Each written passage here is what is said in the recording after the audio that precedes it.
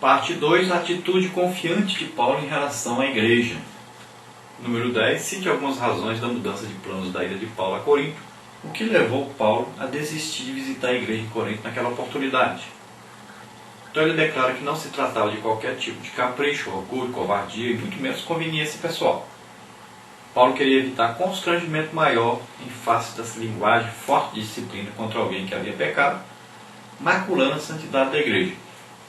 Como essa pessoa era apoiada pelos opositores de Paulo, ele quis poupar a congregação do exercício desagradável de sua autoridade apostólica. Sua visita provocaria ainda mais os humores negativos dos rebeldes no seio da igreja e entristeceria os demais. Paulo estava triste e não queria visitá-los em angústia e tristeza. Paulo queria que o pecador se arrependesse e fosse perdoado com todo o amor da igreja, a fim de que não fosse devorado de demasiada tristeza. Então Paulo não queria passar por ali e causar mais divisão, causar mais problemas, de ter que usar da sua autoridade apostólica, de discutir, brigar com aqueles falsos irmãos, porque eles estavam apoiando um pecador que havia cometido incesto, né?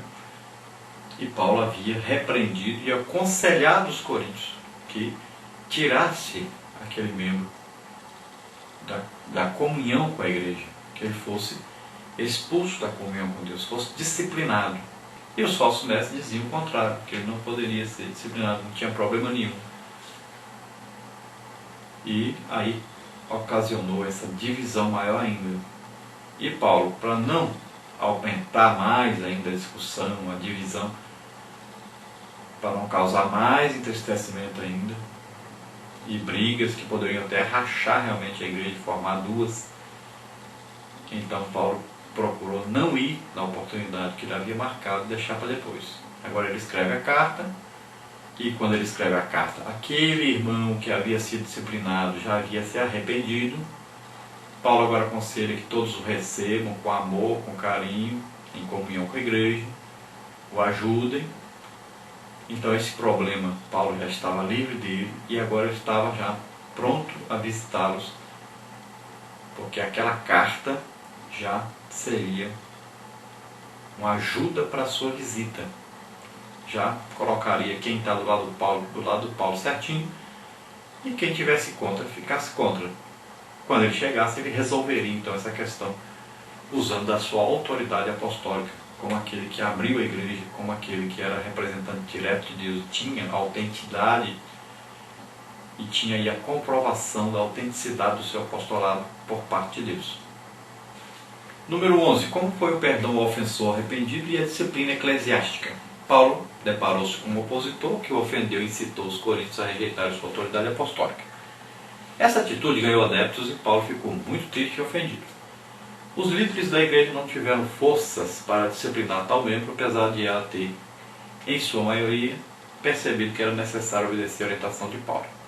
A rigidez do apóstolo provocou contenda e isso obrigou a abrandar sua atitude, preocupando-se com a recuperação do ofensor. O apóstolo, embora severo, era agora capaz de orientar a igreja a que perdoasse o ofensor, caso esse demonstrasse arrependimento. A igreja não pode deixar de administrar a disciplina aos que cometem pecado, para que não haja contaminação dos demais, isto é, a punição do pecado é inevitável.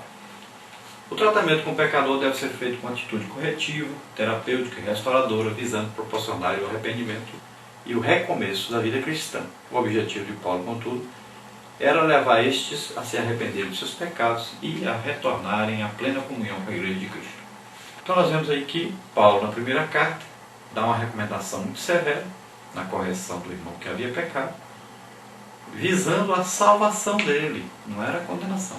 Mas alguns entenderam que era o contrário.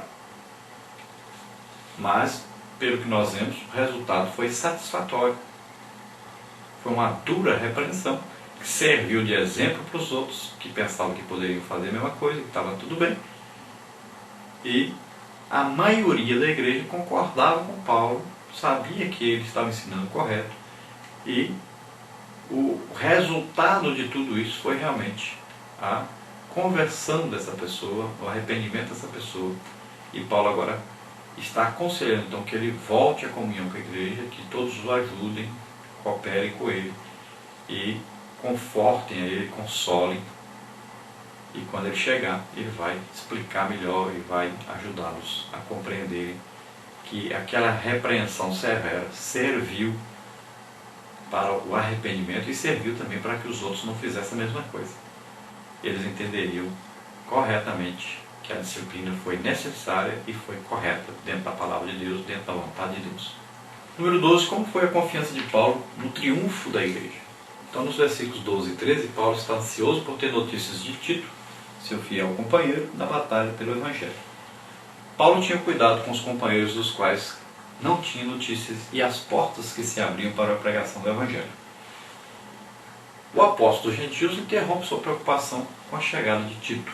Paulo expressa sua gratidão a Deus por essas comunidades de fé, uma vez que ele vislumbra o triunfo da igreja como cortejo de um exército vitorioso que entra na cidade de cabeça erguida.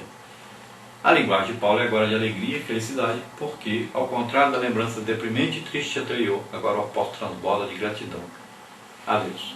Paulo demonstra uma grande preocupação que ele havia enviado Tito.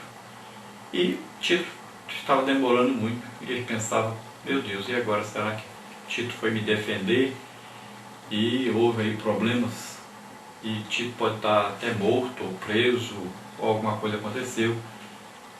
Então Paulo está preocupado com Tito, com Timóteo, com Silas, né?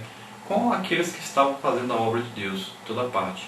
E ele estava sem notícia dessas pessoas, desses irmãos.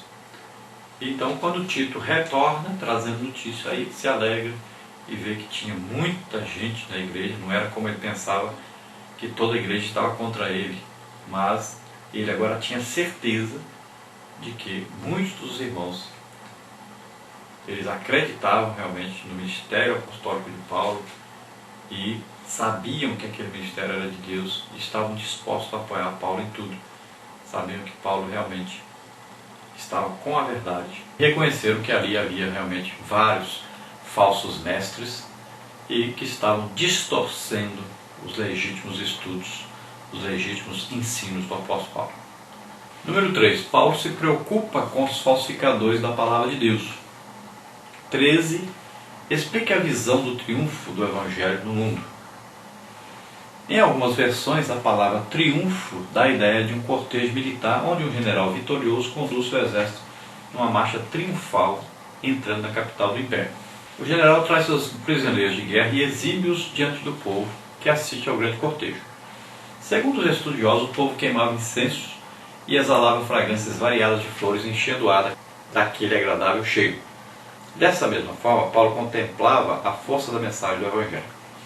Então, os exércitos romanos, principalmente, quando voltavam das suas batalhas, das suas conquistas, chegavam à capital do império, em Roma, e eram recebidos, então, com pessoas ali fazendo uma grande festa e queimavam produtos, né, alguns tipos de árvores que produziam um cheiro suave, um cheiro gostoso.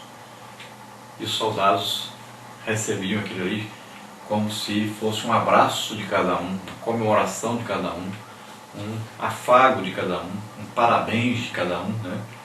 Um elogio de cada um.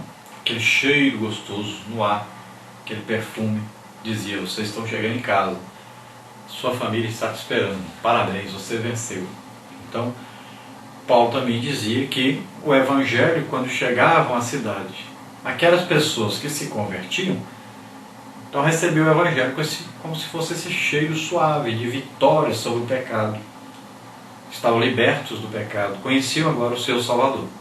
É claro que, para aqueles que não queriam o Evangelho, a chegada do Evangelho era o contrário, né? Era um cheiro ruim para eles. Número 14. Por que somos o bom cheiro de Cristo?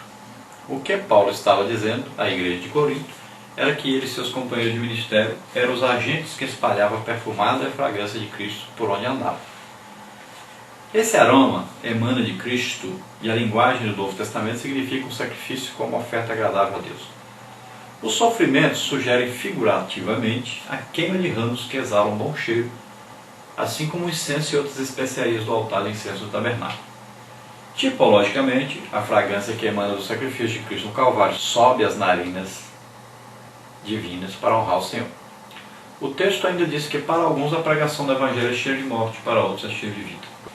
Então o Evangelho é cheiro de morte por rejeitarem a mensagem e é cheiro de vida por aceitarem a Cristo e sua palavra.